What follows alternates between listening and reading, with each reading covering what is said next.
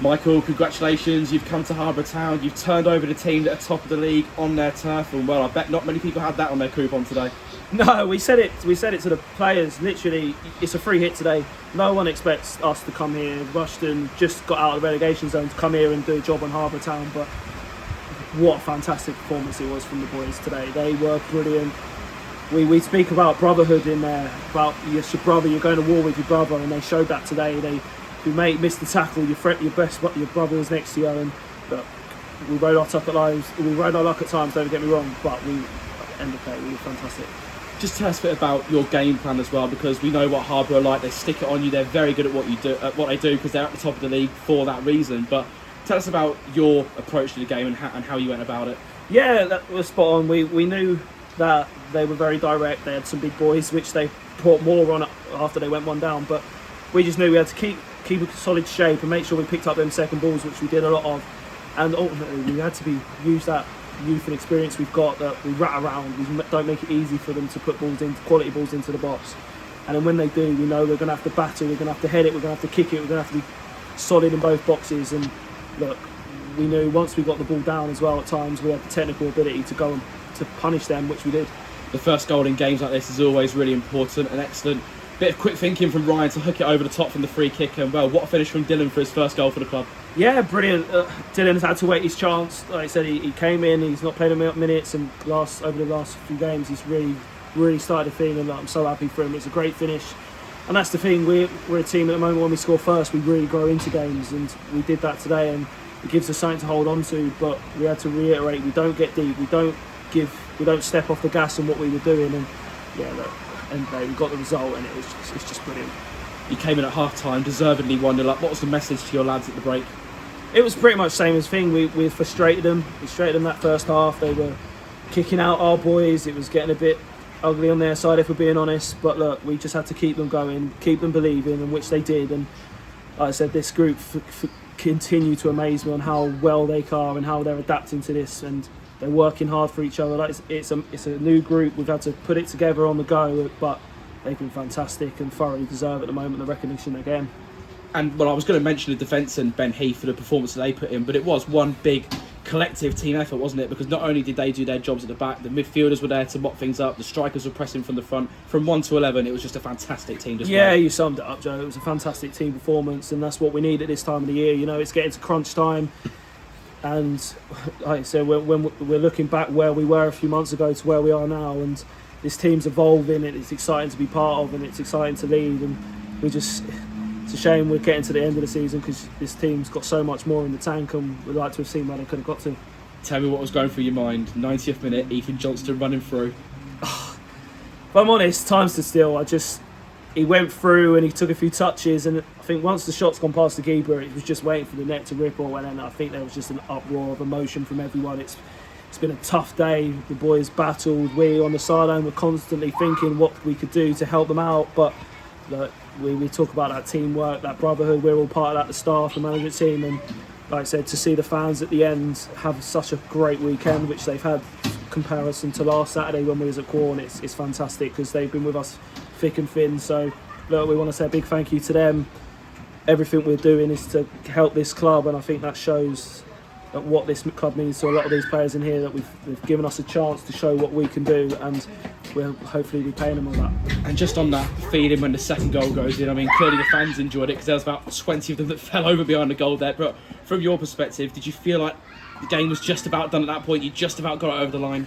Yeah, I felt like it's a weird one, because I don't think they had a couple of half chances, but at 1-0, you know, it's always just a little bit of lack of concentration, or if the ball falls luckily to them in and around the box from a second, and all that hard work they've done could have easily ended up in a point. But to see that, and that's what Ethan's got in abundance, that's why he's played higher, that composure, that the 90th minute when your legs are heavy and everything's going through your mind, just to stay composed, put the ball in the corner and send this place, especially the Rushden fans, into absolute pandemonium, was brilliant.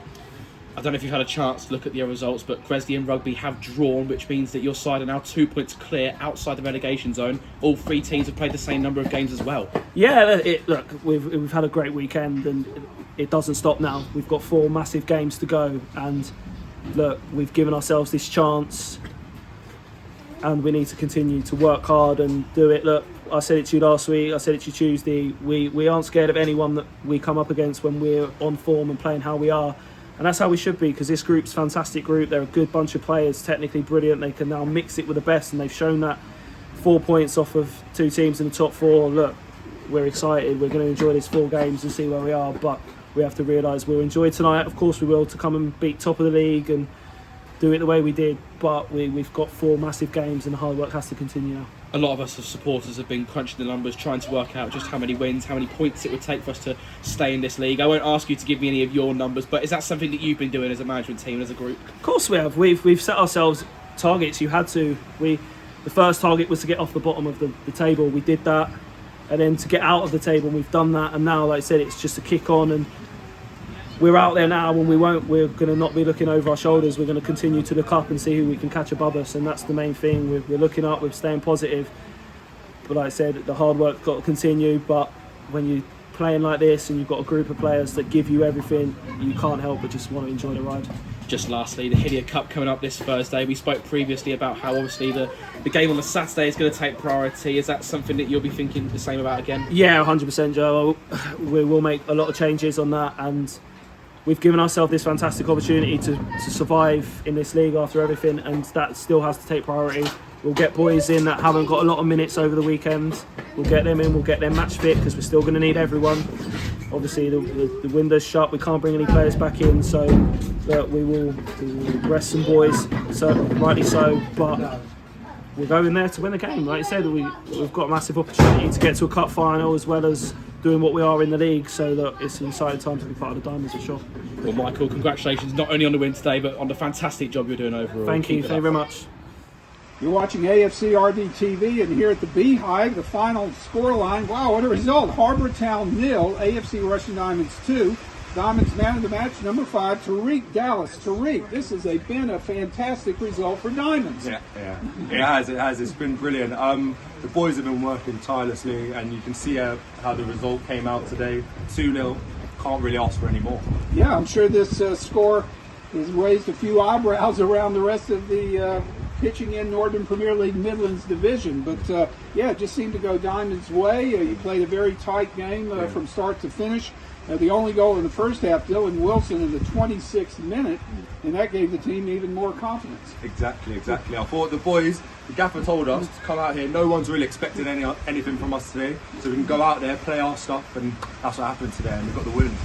So, Tarik, this is my first time to interview you on AFCRDTV. One of my usual questions is, what was the mood of the team at halftime? You must have been buzzing. Yeah, so we went in at half-time. We could hear their gaffer just laying into them, and I think the boys done brilliant. We came out here second half, didn't step off the gas, and kept on pushing on, and I thought it was brilliant with the lads all together, all around, even the subs as well.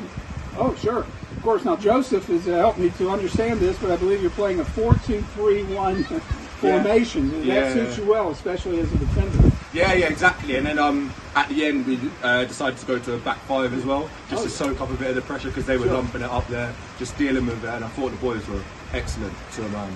So now, sometimes I've heard 2-0 is a dodgy scoreline, but it's a great scoreline in the 90th minute. A fantastic assist, I believe, by Ryan Inman to pass the ball into Ethan Johnson, who slotted the ball home.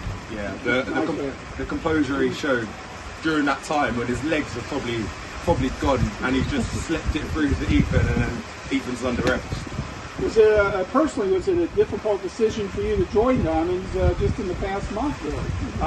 No, I'm quite local, so I'm coming from Bedford, so it's like about a 20-minute drive. So I've always followed Rushden, so yeah, it's good to get in amongst lads, and the boys have taken to me well, and everyone's been brilliant since I've been here. Well, you've been fantastic, Tarik. We're glad to have you with Diamonds. Another question I like to ask players is, did you have a favorite player when you were growing up as a young lad? And which team do you support? Do you have a good team? This might not go down, but I'm a Man United supporter. Oh, the Red Devils. Yeah, Red Devils. Oh, they've had a hot and cold season. I know. Is Tim Hawk getting the sack this summer? Hard to say. Yeah, it's hard to say. Do you have a favorite player growing up as a kid? I'll probably say Rio Ferdinand. Oh, yeah. Rio Ferdinand. Ball player centre back, strong in the air. I was like Ruth and Mr. Oh yeah. I've written to the film. Well, very good. So there's always the next game. I know we have a game in the NFA Billiards Senior Cup semifinals Thursday night. I'm sure the concentration will be back in League Play. Yeah. On Saturday, your thought process going into Antecedent Nomads. Yeah. Tough game on Saturday. Yeah. The boys, we're celebrating now, but when it comes to Saturday, well, we've got to do it Thursday first. When it comes to Saturday, I'm sure the boys will be up there to go for it, to go and get another 3 points. All right. Well, great, Tarik, and again, welcome to Diamonds. Appreciate it, guys. Thank you.